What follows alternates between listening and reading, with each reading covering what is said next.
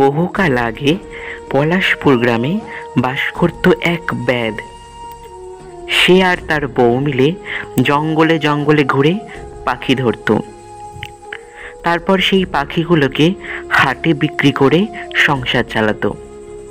একদিন হলো কি, আজ হলো কি বলতো? একটি পাখিও ফাঁদে পড়ল না।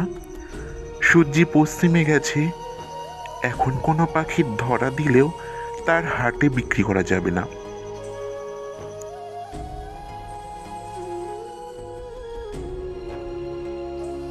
এইটুকু পাখি মেরে কি লাভ? ওর প্রাণটাও যাবে আর আমাদের পেটও ভরবে না। ওকে না মারাই ভালো।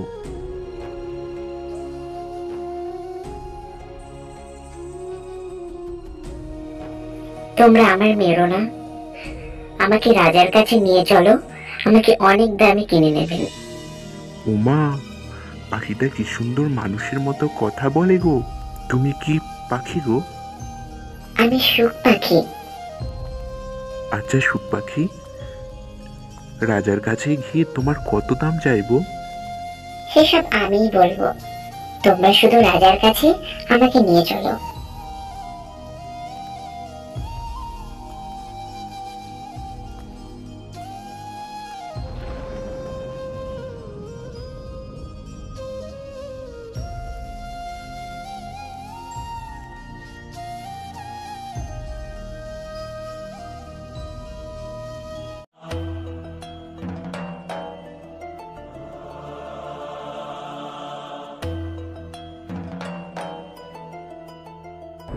বাহ বাহ বাবা বাহ, এমন সুন্দর পাখি আমি আগে তো কোনো দিনও দেখিনি। মহারাজ, ও দেখতেই সুন্দর না, মানুষের মতো সুন্দর কথা বলে। পাখি মানুষের মতো কথা বলে? হ্যাঁ, এ আবার হয় নাকি? সত্যি মহারাজ, বিশ্বাস না হয় ওকেই জিজ্ঞেস করুন না। ওর দাম কত? দেখবেন ও নিজেই উত্তর দিচ্ছে। পাখি বলবে পাখির দাম কত? হে পাখি, তোমার দাম কত? মহারাজ, আমার দাম 10,000 স্বর্ণ মুদ্রা। সত্যি তো? তুমি সুন্দর কথা বলতে পারো না?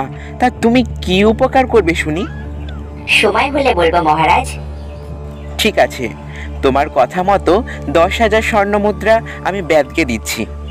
মন্ত্রী, 10,000 স্বর্ণ মুদ্রা ব্যাদকে দিয়ে দাও। যথাজ্ঞা মহারাজ।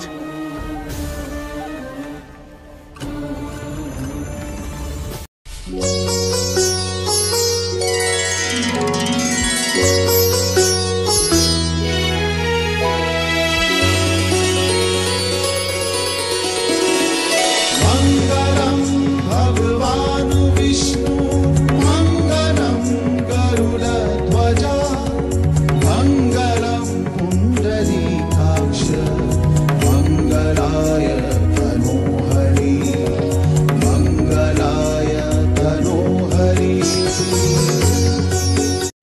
দেখেছো রানী, কি সুন্দর পাখি, দেখলেই মন ভরে যায়।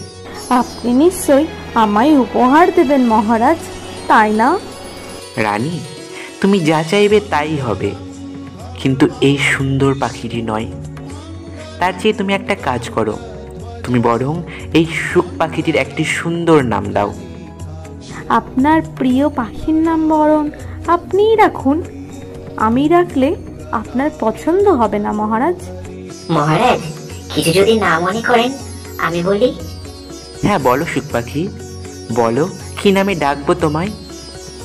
মহারাজ, আপনি হীরকরাজ আর আমি হলাম আপনার মনের মতো পাখি, তাই আমাকে হীরেমতি বলে ডাকবেন। শুনলে রানী, শুনলে কি সুন্দর নাম?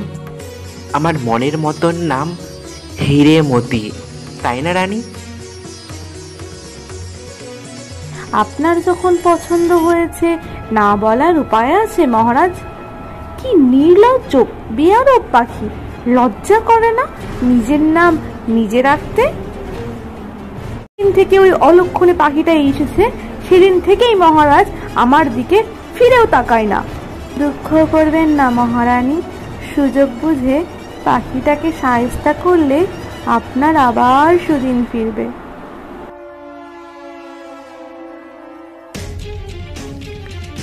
শোনো রানী, আজ আমি মৃগয়ায় যাব। আমার হিরেমতি তোমার কাছেই থাকবে।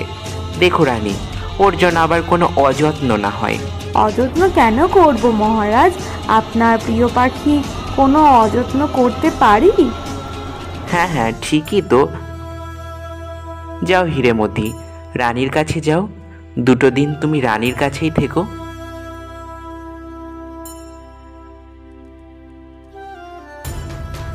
বিদায় মহারাজ, বিদায়, বিদায় মহারাজ।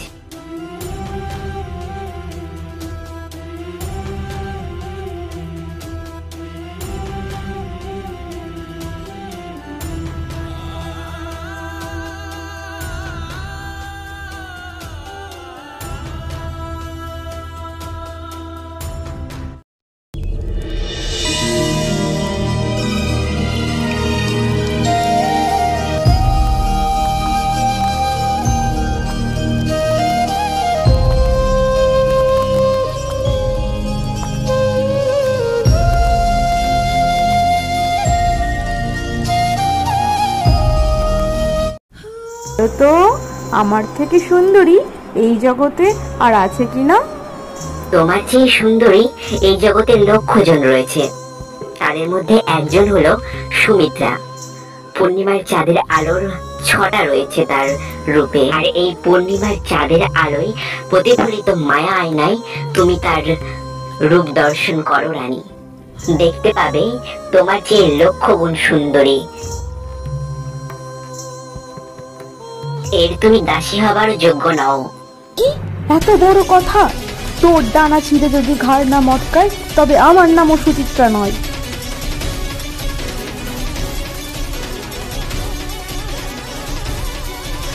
মহারাজা ফিরলে কি বলবেন রানীমা? পাখিটা তো পালালো। ভালোই হয়েছে পালিয়ে গিয়েছে, আপদ বিদায় হয়েছে। মহারাজাকে যা হয় কিছু একটা বলে দেব।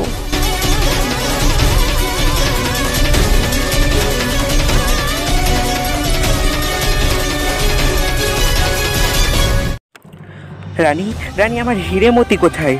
ওর কোনো সাড়া পাচ্ছি না কেন?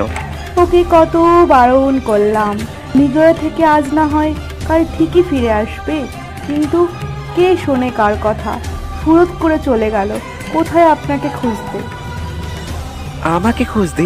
এ কি বলছো? আজ্ঞে হ্যাঁ মহারাজ, বিশ্বাস না হয় তো দাসীকে জিজ্ঞাসা করুন। হ্যাঁ মহারাজ, মহারানী ঠিকই বলেছেন। না না না না, এ হতে পারে না।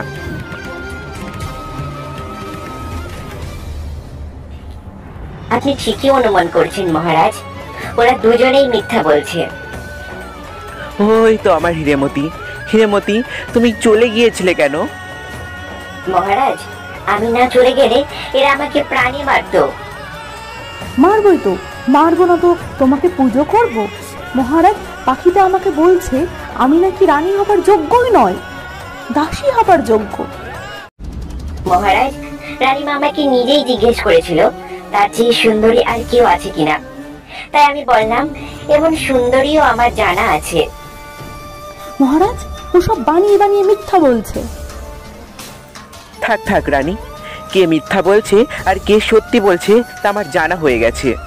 ছি ছি ছি ছি ছি, সত্যি তুমি রানী হবার যোগ্যতা নেই। এই অপরাধের শাস্তি তোমাকে পেতেই হবে। ওই দাসীকে সঙ্গে নিয়ে আজই তুমি দেশে ছেড়ে চলে যাও। দূর হও, চোখের সামনে থেকে দূর হও। মহারাজ,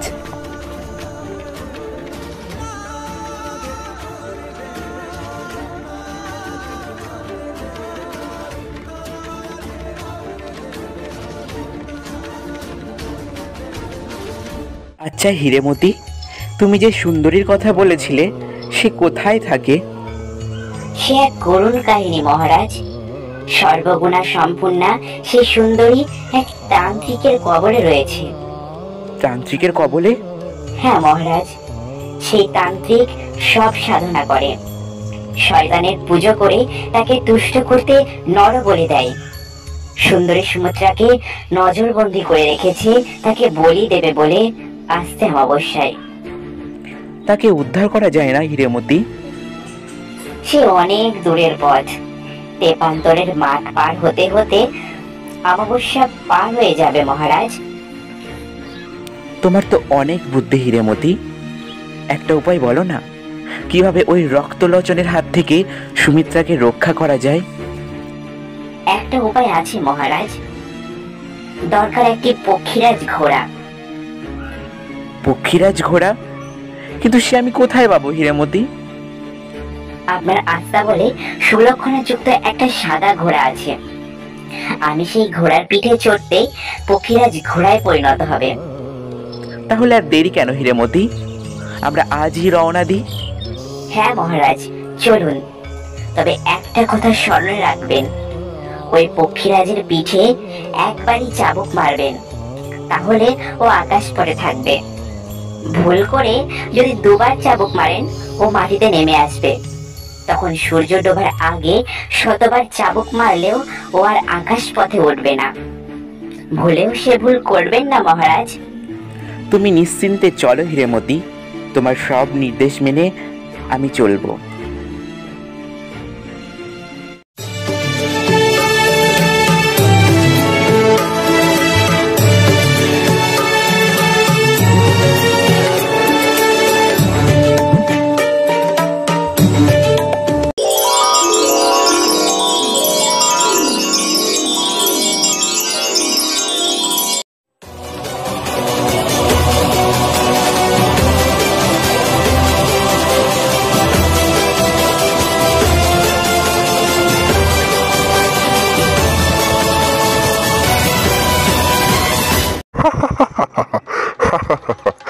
আর মাত্রই একটি রাত, তারপরেই অমাবস্যার রাত। আর সেই রাতে তোমায় বলি দিয়ে আমি হব সর্বশক্তিমান তান্ত্রিক। এই জঙ্গলে তোমায় রক্ষা করতে আসবে না, বুঝলে সুন্দরী? ভগবান আছেন, আমি কোনো পাপ করিনি, তিনি নিশ্চয় এই অন্যায় হতে দেবেন না। ভগবান? পাপ? অন্যায়? চিরকাল জগৎ শাসন করেন এই শয়তানেরা, তোমার ভগবান নয়। যাক যাক ওসব কথা, তুমি কিন্তু পালাবার চেষ্টা করো না, করলে জঙ্গলের হিংস্র জানোয়াররা তোমায় ছিঁড়ে ছিঁড়ে খাবে। ফিরে এসে তোমাকে যেন এইভাবেই দেখতে পাই। আর মাত্র একটি রাত, তারপরেই